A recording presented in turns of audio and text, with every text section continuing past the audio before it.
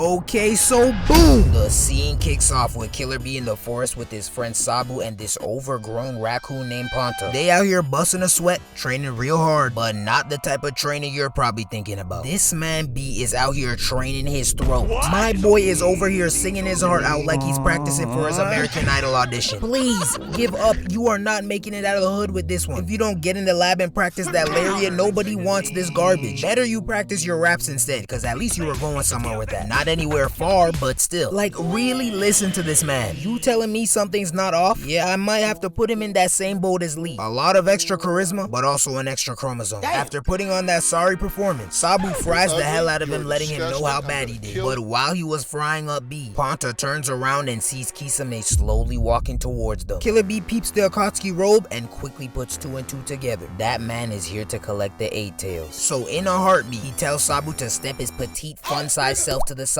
so that he can take care of business. Kisame then tells Killer Bee that he's been searching high and low for him, and that his blade Samehada has been itching to get a taste of his juicy chakra. But this dingbat Killer Bee must have been practicing the next set of garbage bars he had planned to respond with, because he completely disregarded the fact that Kisame just said he has a sword that wants to eat his chakra. Instead, he just starts flexing and emoting.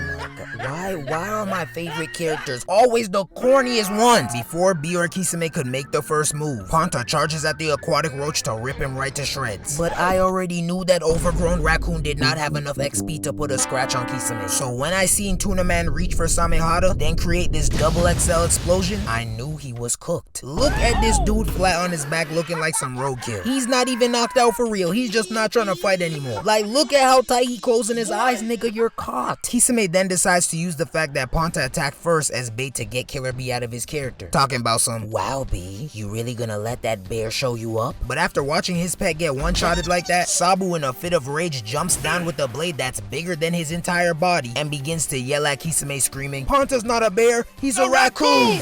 Nigga, we do not care. Raccoon, bear, deer. At the end of the day, he still got knocked on his back in 0.2 of a second. Quickest 1v1 in the history of Naruto. Even faster than Tamari vs Tenten. Kisame with no hesitation gears up to give Sabu the same treatment he gave Ponta. But mid-strike, Killer Bee launches a chakra-infused pencil at his face. Kisame swiftly dodges it, then jumps and swings at Killer Bee. But Bee quickly jumps out the way. Sabu tries to catch him off guard and swings at him with his giant axe, so Kisame blocks the blow with Samehada. But to my surprise, instead of using this time to spit some more doo-doo garbage bars, he instead launches one of the blades at the side of Kisame's head, slides around to the backside, then charges at him with another chakra blade. Okay, big brain play from a pea-brain individual. This is what we like to see. Now 2 blades are headed straight towards Kisame, so he makes the wise decision to take the damage from the first blade, then block the second. B and Sabu are both in shock that his chakra-covered blade didn't pierce Samehada, and that is when I came to the conclusion that their ears must be ringing from the treacherous notes B was trying to hit earlier, because he literally made this clear in the beginning of the fight. He finally realizes what's going on and decides to boot up his 8-tail cloak. He then tries to hit Kisame with the headbutt of doom, but his headbutt was quickly nullified when Samehada sucked enough chakra out of him to take away his 8-tail cloak. Now they're forehead to forehead, and Kisame's talking even more junk. I just know Killer Bee's nose hairs are slowly disintegrating from Kisame's tuna breath. Plus, Kisame stays talking in that breathy ass voice, talking about some, it's very rare that Samehada gets worked up. That means you're worthy of shredding. Brother, please close those fish lips and let's just box, because I'm starting to smell that junk through the screen.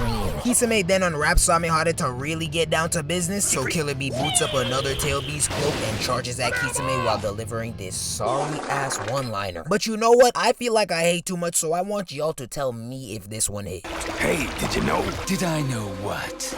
In the wild, octopi eat sharks! I like the passion, but the actual bar itself? I don't know about that one. That knock-knock who's there ass ball, I'm not feeling. Once he finally reaches Kisame, he extends his blade to pierce Samehada, but the blade weaves the attack. Then Kisame uses it to catapult him to the other side while simultaneously stealing his chakra. Now Samehada is growing even bigger while growling like a T-Rex, so you know he's even stronger now. But just when I thought B had his back against the wall, this man starts doing some very impressive brainstorming. After seeing that he only has 1 tail left, he's able to deduce that Samehada can only eat 6 chakra tails worth of chakra, considering that he originally started off with 7. So to overwhelm him with chakra, he decides to up the intensity. The 8-tail tells him to go into full 8-tail state, but B immediately tells that boy to calm down. B knows that Ponta and Sabu would accidentally get turned into abstract paintings if it got taken there. So instead, they both agree to settle for version 2 state. Clap that up. I gotta give it to B for the intelligence he just showed during this brainstorm session. Cause I'm not gonna lie, I would have been fighting for hours before I would even start to think about how much chakra his blade could handle at once. Now B standing there staring Kisame down in that clean ass version 2 state while Samehada shakes in excitement. So with zero hesitation, Killer Bee quickly charges at Kisame, then shoulder checks the fish guts out of him, sending him flying into a tree. Samehada was able to suck up enough chakra to reduce him to version 1 state. However, it was not enough to nullify the blow, because when the camera panned down, we see this roach sitting there with a gigantic hole in his midsection. Now, as sweet as this sight was, before I had the chance to get up and celebrate, the handle of Samehada slithers up his sleeve, then the hole in his midsection begins to close up. It turns out that Samehada used the chakra that he stole from B to heal him up. So essentially, the stronger and more durable his opponent is, the stronger Kisame gets. What kind of Saiyan Zenkai boost type of junk is this? These Akatsuki members always got something up their sleeve. Just go ahead and wrap it up, because you are cooked. Kisame's ready to put an end to this fight, so he hits them all with his water style super exploding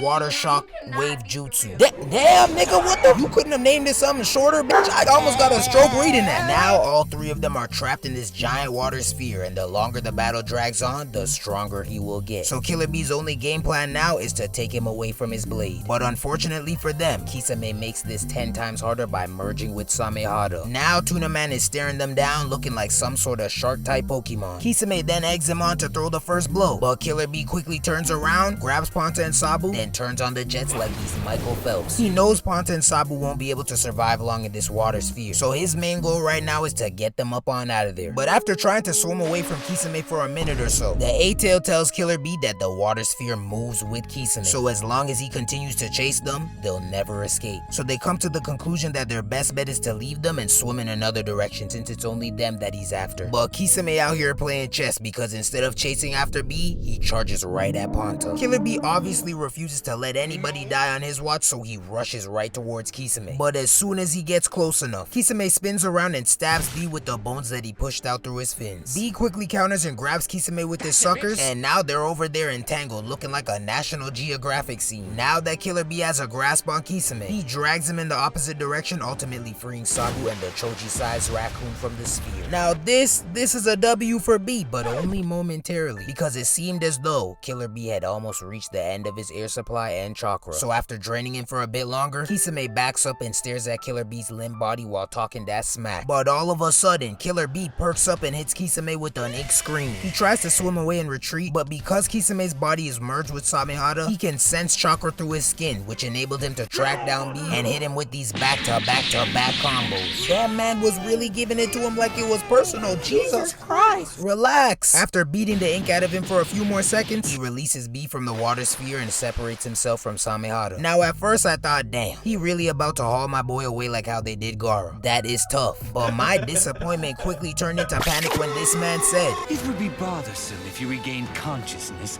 and went into tailed beast state. So I think I'll remove your legs just to be safe. Come again? Now I was really panicking, screaming for someone to come help this man. Losing an arm in Naruto is one thing. Give that nigga some Hashirama cells and he'll be straight. But both of his legs? Nah, that is OD.